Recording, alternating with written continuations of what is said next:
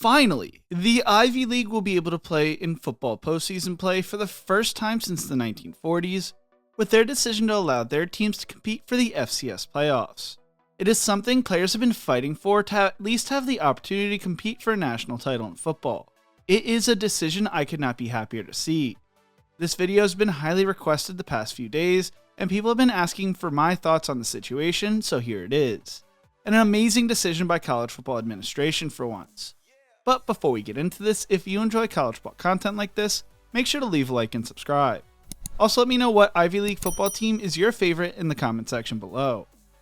This video is brought to you via Layup. Have you ever thought to yourself, I wish it was easier to motivate myself to save money? Now you can use your passion for sports as your motivation to save with Layup. Saving with Layup every week means you receive 3 picks daily and 21 picks over the week. The more picks that match, the more you win. And if you want to play for bigger prize pots, you just have to save more. Sign up with my link or QR code, use the referral code ETGYouTube, and play for a pot of $1 million each week for your first month, no strings attached. Join me and let your passion for sports be your motivation to save. The last time an Ivy League school won a national championship was pre-1936, when giving out national titles was sort of complicated because there was no real gold standard until the AP poll was created in 1936, and the coaches poll was created in 1950. Pre-1936, to say the least, was a muddled mess.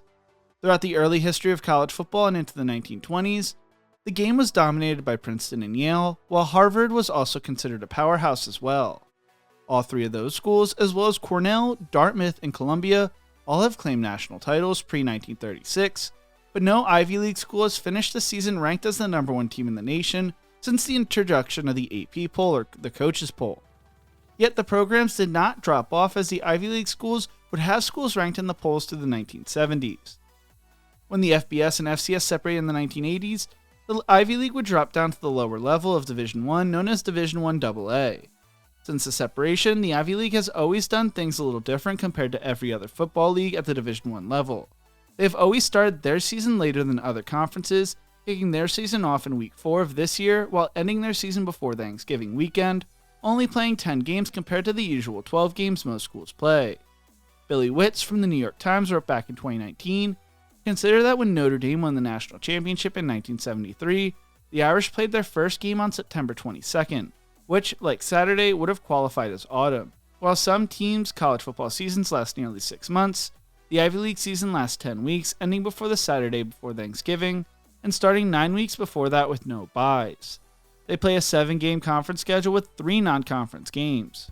While teams in college football try to maximize their revenue in television dollars, the Ivy League refuses.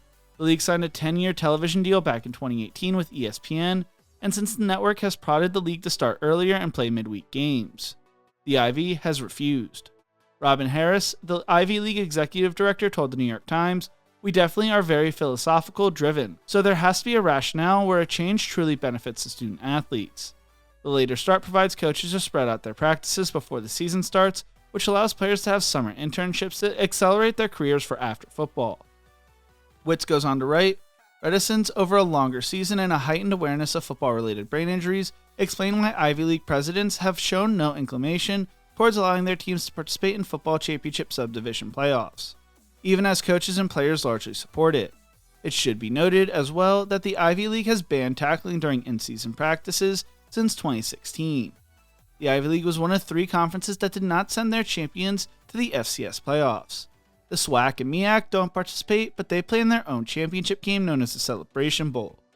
The league does not offer athletic scholarships, which dates back to 1945, and banned teams from participating in postseason play with the decree known as the Ivy Group Agreement. The concerns around sending teams to the FCS playoffs were focused around how the playoffs would run through December and into January, and the conference was concerned about how that could affect players studying for their finals. The higher-ups were concerned about having that added stress could affect the players in their future endeavors. With that being said though, they continue to let all their winter sports compete through the month of December. When Deluxe and I did a video on the history of the Ivy League Conference last September, we did not think the Ivy League would change their tune when it came to the FCS playoffs. It sucked because football was the only sport that Ivy League teams could not compete for an NCAA national title. But that all changed this week.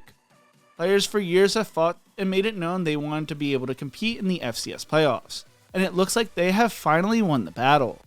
According to ESPN's Pete Thamel, the Ivy League will begin participating in the FCS Playoffs beginning next season in 2025.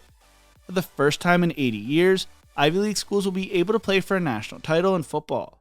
The proposal came forward via a group of Ivy League student athletes. The Ivy League Student Athlete Advisory Committee, SAAC, proposal was formally approved on Tuesday by a vote of the Ivy League Council of Presidents. Mason Shipp, a senior football student athlete at Yale who serves as the Ivy League's SAAC chair and penned the proposal, spoke on the decision saying, "It's a monumental day in the Ivy League and a special day to be an Ivy League student athlete. Thank you to the presidents for listening and responding to the voices of your students. For the future generations that are fortunate enough to represent the Ivy League in the FCS playoffs, go win us some hardware." Ivy League Executive Director Ron Harrison said in a statement, "The Ivy League prides itself on a storied tradition of impact, influence, and competitive success throughout the history of college football. We now look ahead to a new chapter of success and to further enhance the student-athlete experience with our participation in the NCAA FCS playoffs.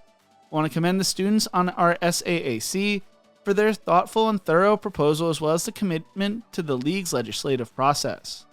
The Ivy League will be a handful of conferences like the Pioneer League, among others, that will compete in the playoffs while they do not offer scholarship football. The Pioneer League teams have not found a ton of success in postseason play, but they still have a chance to compete. The Ivy League, though, has a history of competitive success that has persisted to the present day.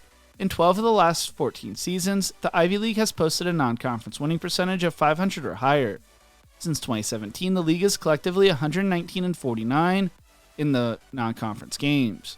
More than 20 Ivy League players from all 8 institutions earned roster spots on NFL teams. An Ivy alum in the NFL has won the Super Bowl in 10 of the last 12 seasons. The 2024 season culminated with Columbia, Dartmouth, and Harvard earning a share of the Ivy League title.